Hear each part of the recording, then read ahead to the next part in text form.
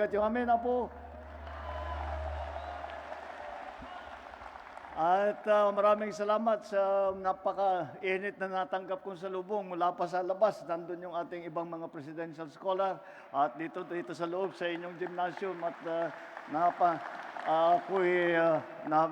masarap na mapunta nga sa bandang norte pagka lumilipat ako kung saan ako pumupunta.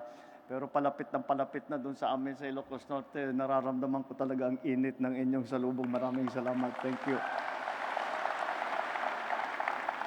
Andito po ako, ang sadya ko po rito ngayon ay upang tignan po yung ating dalawang program na ginagawa. At ito po ay ating binigay na konting tulong sa ating mga kababayan sa iba't ibang pamamaraan. Unahin ko, dalawa po yung program na yan. Yung una po ay yung galing po sa tinatawag na LGSF, Local Government Support Fund. Yan po ay pondo na nasa national government na talaga, kagaya ng sa pangalan, para suportahan ang local government. Ngunit sa nakaraang panahon, ay hindi masyadong maganda o hindi masyadong maayos o hindi masyadong nalalaman kung paano magamit yung pondo na yan. Alam nyo, naging governor ako sa Ilocos Norte ng 3 termino, 9 na taon ako doon. At sa 9 years ako nag-governor, tinatanong ko sa aking mga kapwa-governor at tinatanong, paano ba yung makakuha dyan, matulungan tayo ng LGSF? Sa 9 years ko na naging gobernador, minsan hindi nasabi sa akin kung paano makuha yung LGSF na yan. So in other words, walang sistemang nakikita at hindi talaga nabababa yung pondo na yan kung saan-saan lang nagagamit. Kaya sabi ko, nung umupo ako bilang Pangulo, sabi ko, ito na yung pagkakataon ko. Aayusin ko yung sistema ng LGSF. Kaya ito po ang ginawa namin. Yan po, imbis na ang national government pa magdadala, magbibigay, mamimili kung sino mabibigyan, kung saan ilalagay. Ito po ay sinama po natin ang mga local government. Dahil kagaya ng sinabi ko, ay ako sa politika, lumaki ako sa local government. Kaya naging vice governor ako, naging governor ako, naging governor ako ulit. At doon ko talaga natutunan kung ano ba ang pangangailangan ng taong bayan. At iba talaga ang trabaho kasi ng local government kaysa sa mga national official, mga congressman, mga senador, hanggang pangulo. Kaya sabi ko, isama na natin, gamitin na natin sa tama yung LGSF, yung Local Government Support Fund. Kaya po, yan ang aming ginawa at binaba na lang namin, sinabi namin, magpatulong tayo sa local government. Unang-una, dahil unang-una, isang malaking bahagi, itong mga nakikita ninyo, sako sa 10 kilo na sako ng bigas, ito po ay ating binibigay para sa ating mga kababayan na nangangailangan. Nakakalungkot po, pero ang katotohanan, marami pa sa ating mga kababayan na hindi nakakatiyak na makakain. Kahit sa isang araw, minsan lang kumakain, o sa 2 araw, 2 beses lang kakain. Kaya mahirap naman kung ganun. At hindi ko makalimutan, nung una akong umupo, in-interview po ako, at tinanong sa akin, ano ba talaga ang ambisyon mo? Ano ba talagang pangarap mo para sa Pilipinas? Kako simple lang naman. Ang aking iniisip ay sana masimulaan natin, tulungan ang ating mga kababayan para makarating tayo doon sa araw na wala nang gutom na Pilipino. Kaya po ating ginagawa ito. Kaya po, ang aming sabi ko, gamitin natin ang local government, magpatulong tayo. Dapat magandang ugnayan natin sa local government. At tanong sa akin, bakit local government? Kako, kung tayo pa ang gagawa sa national government, paano? Sino maglilista tayo ng mga beneficiary? Saan natin gagawin yung listahan? Magpapadala tayo ng tao sa kung saan probinsya, kung saan bayan, magtatanong tayo, magse-survey, at aalamin natin kung sino yung mga nangangailangan. Gaano katagal yun? Ilang buwan yun? Bago aakyat na naman yung listahan, ipapadala na naman sa Office of the President, tatanong na naman sa atin kung ano yung gagawin, paano gagawin, ano yung sistema. i-approve na naman yon bago bababa ulit. At para magpapadala na naman kami ng tao para mag-distribute. Kako, napakatagal nun. Yung prosesong yan, yun lang sinabi ko, madali lang ang pagkasabi. Pero buwan-buwan yan bago mabuo, baka isang taon pa bago mababa ang serbisyo na binibigay natin sa tao. Kaya sabi ko, wag na natin gawin yun dahil sa karanasan ko bilang gobernador, yung mga listahan ng mga benepisyaryo, yung mga listahan ng mga ating mga kababayan na nangangailangan ng tulong at nangangailangan ng may makain, ay nasa kanila na yan. Dahil naalala ko, nung panahon ko, doon sa Ilocos Norte, araw-araw namin inaayos yung listahan yan. Tinitingnan kung meron ng maayos na naging maganda na ang buhay, hindi pwede nang itanggal sa listahan. Kung meron naman nagkakaproblema, idagdag natin sa listahan. Yun araw-araw. Sabi ko, ba't pa tayo gagawa ng listahan yun? Tanong na lang natin sa gobernador, tanong natin sa mayor, tanongin natin sa mga barangay. At ganun ang ginawa namin. Kaya dito sa magandang ugnayan sa local government at saka sa national government, naibaba na. Mas mabilis ang pagbaba ng serbisyo at saka benepisyo na galing sa national government dahil maganda ang pagsasama at pagtulungan ng local government at saka ng national government. Kaya ito po ay para nagawa na natin yung kung sino mga magiging benepisyaryo at ito po ay binibigyan bahagi ng LGSF na binigay natin sa ating mga local government official. Kako sa kanila, sana naman ay gawin natin na magbigay tayo ng kaunting bigas para sa ating mga kababayan na yun na nga ay hindi nakakatiyak sa kanilang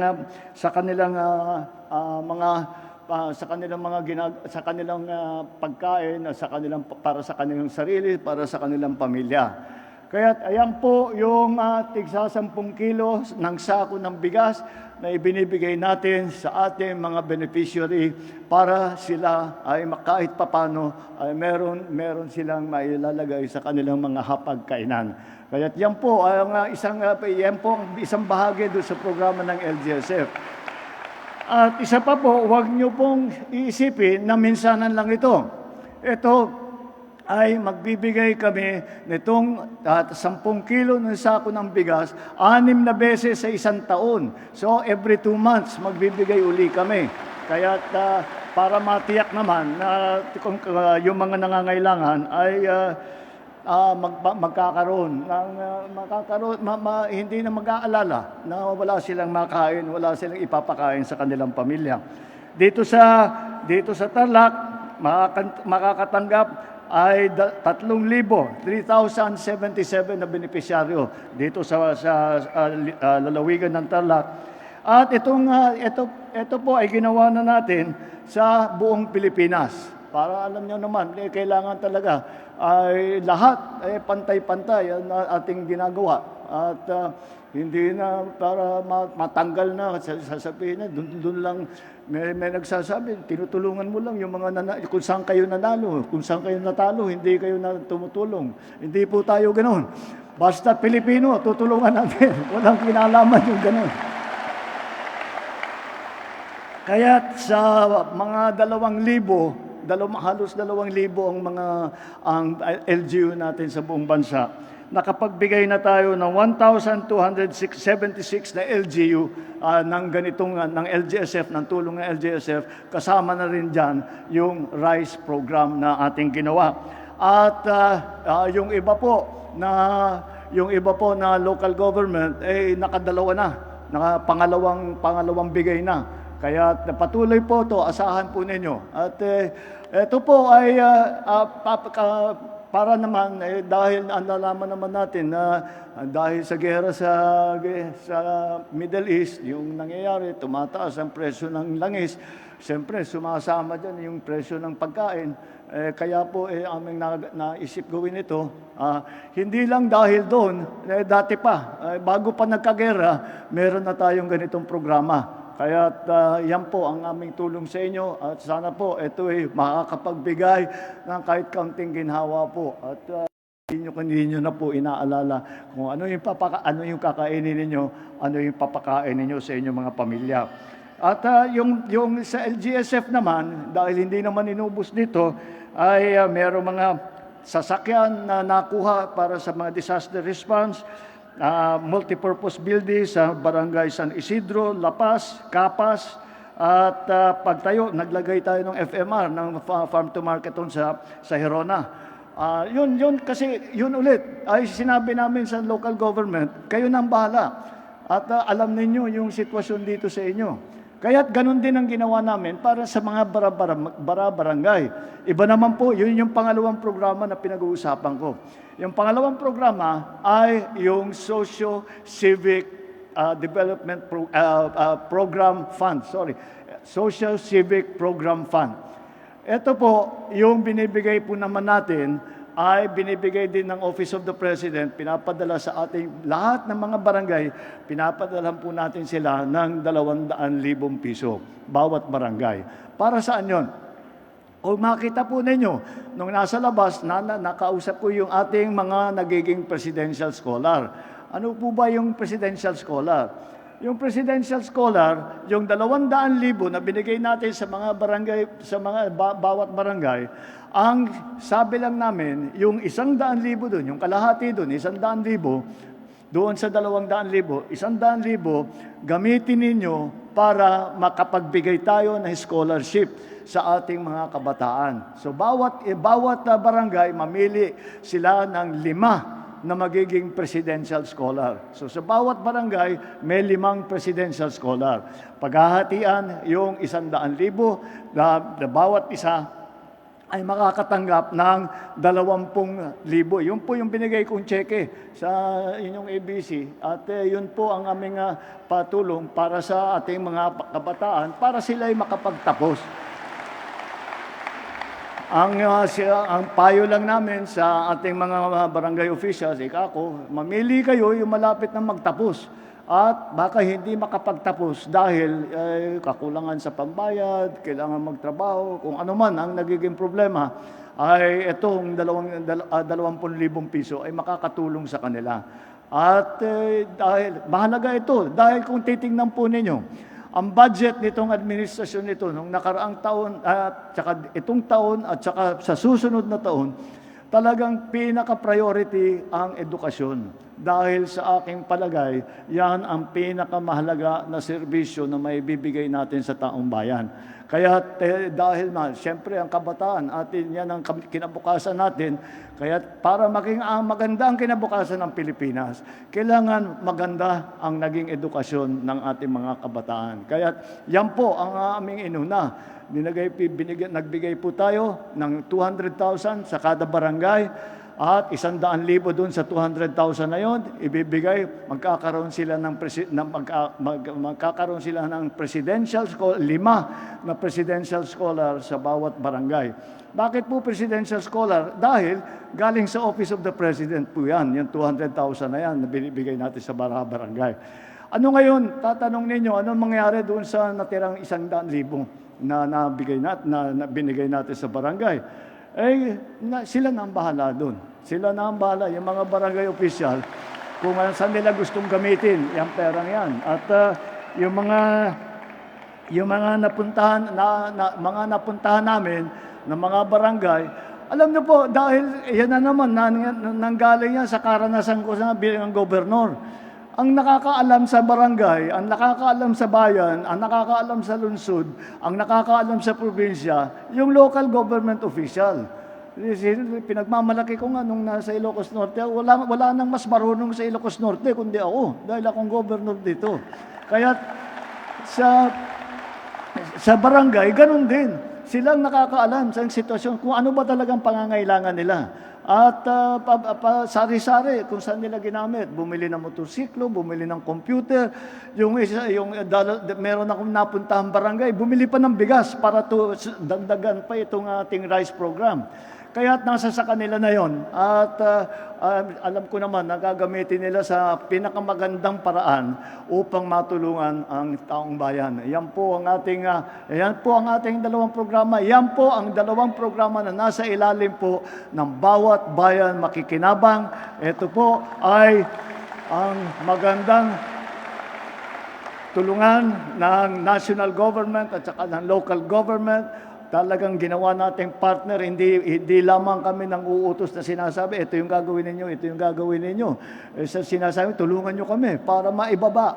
Bakit natin ginawa nyo? Para maibaba ang benepisyo at saka lahat ng serbisyo ng taong bayan, mapababa ng mabilis at malawak kaagad. Kasi kung national government lang ang gagalaw, may kabagalan ng kaunti. Pero pag nung sinama natin yung local government, napabilis ng husto. Kaya't mabuti naman at magandang coordination ng national government maibaba. Lagi ko pong sinasabi, kung hindi sa hanggang sa barangay official, ay kung hindi sa local government, kahit anong gawin ng national government, kahit anong sabihin namin na mapakandang serbisyo, napakagandang benepisyaryo, hindi po mararamdaman yan, kundi hindi mararamdaman na mabilisan yan kung hindi maganda ang ugnayan sa local government at saka sa national government. Kaya, at isa pa po, bago po ako magtapos, isa pang bagay, asahan po ninyo na ang pamahalaan ninyo ay nasa likod ninyo, kasama po ninyo sa lahat ng inyong pangangailangan. At kami po ay hindi lang kami nanguutos at sinasabi na iyan ang mga kailangan ninyong gawin. Kung hindi, kami rin ay nakikinig. Kaya't kung meron kayong naiisip na kailangan gawin, meron kayong nakitang problema, meron kayong nakitang solusyon, kung ano man, ang inyong mga iniisip, kung may hinaing kayo, may suggestion kayo, ay sabihin nyo po sa amin. Sabihin niyo sa inyong mga local government official, sabihin nyo sa mga nandito, mga representative ng mga iba't ibang national agency, at alamin para malaman namin kung ano ba talaga ang pangangailangan ninyo. At asahan po ninyo, kagaya ng sabi ko, ang inyong pamahalaan ay nandito para sa inyo. At kung ano man ang inyong hinihiling, kung kaya namin ibigay, kung kaya namin gawin, asahan ninyo, gagawin po namin. Asahan ninyo na yung pamahalaan ninyo ay nakikinig sa inyo at ginagawa ang lahat. Nag-iisip kami kung paano pa ang makatulong. At lahat ng maaring gawin ay gagawin namin para naman matiyak na ang ating mga kababayan, lalong-lalo na yung mga nangangailangan, ay naaalagaan, naaalalayan, hindi lamang sa panahon ng sakuna, kung hindi sa araw-araw ninyong buhay. Kaya't asahan po ninyo, yan po ang inyong pamahalaan. Ito pong administrasyon na ito ay ang pinakakampi ay ang taong bayan, hindi ang aming sarili, hindi ang aming mga pamilya, kung hindi kayo po. At ito po ay tuloy-tuloy po namin gagawin hanggang masabi po natin ay sana dumating ang araw, wala nang gutom na Pilipino. Maraming salamat po. Magandang umaga po. Just take